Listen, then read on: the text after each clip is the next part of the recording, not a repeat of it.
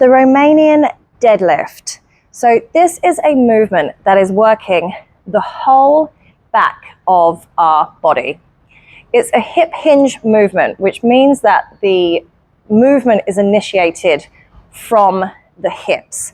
So we want to imagine that you are a book and the spine of the book is your hips, and we open and close from the spine. So what I mean by that is we are bending our body from our hips. So we're closing ourselves out like a book and we're opening up. So the movement is happening from my hips. Now, to practice the Romanian deadlift, there are a few different things that need to happen, which is why it can be a bit intimidating, but I don't want to overcomplicate it.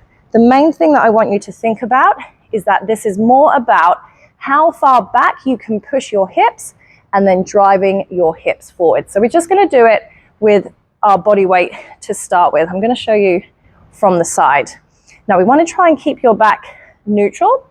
So before we start, I'm going to open my chest, roll my shoulders back and lock my shoulders down to create a nice stable upper portion of my body. To create stability in my lower body, I want to have my feet firmly planted into the floor, and I want you to imagine someone has driven some nails through your toes. I want you to keep your toes really nailed into the ground. Soft knee, nice stable upper body, nice stable lower body. Pop your hands on the front of your thighs. Now from this position, we're going to brace, and then we're going to push your hips back as far as you can without feeling like you need to arch your spine. Keeping your hands on your thighs and your toes on the floor. I feel like I want to lift my toes now. This is as far back as my hamstrings and my anatomy is going to allow me to go. From this position, I want to come back up to standing. I'm going to push down through my heels and bring my hips forward. So again, we're pushing your hips back. Back, back, back, back, back, back, back. I can't take my hips back anymore. I'm going to drive down through my heels and bring up. One more time, push back, back, back, back, back. Can't go back anymore. Drive through your heels, come up, squeezing your butt as you come up. So the hips are the driver of the movement. It's not something where we just want to go as low as we can and then we have to use your back to pull yourself back up. Your hips hinge back and then they come forward. Let's try this with the barbell.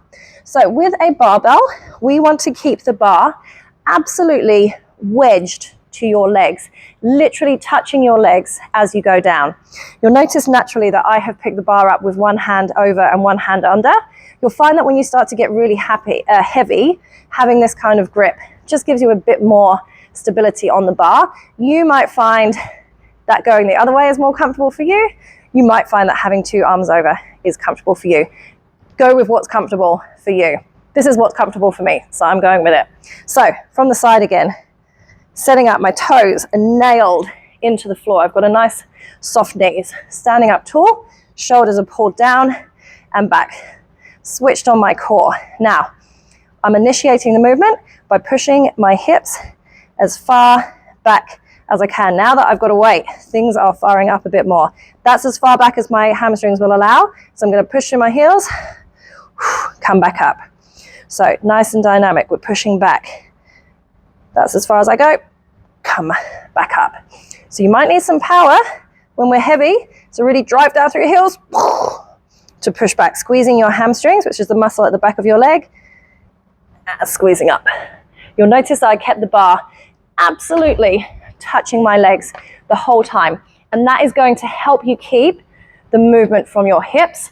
When the bar hangs away from us, we start to put a bit too much emphasis on pulling with our back. You can also do this with dumbbells. Exactly the same technique applies when we're using dumbbells. I'll go from the side view, my feet wedged into the floor, soft knees. Shoulders roll back, nice and stable. My core is tight. The dumbbells are touching my legs. Now, breathing in. I'm going to put my hips back. My hands are touching my legs. and now I'm driving up.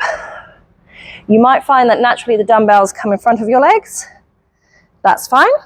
You might find that naturally they want to go down the side of your legs. That's fine. As long as we're getting that push back, back, back, back, back, driving forward.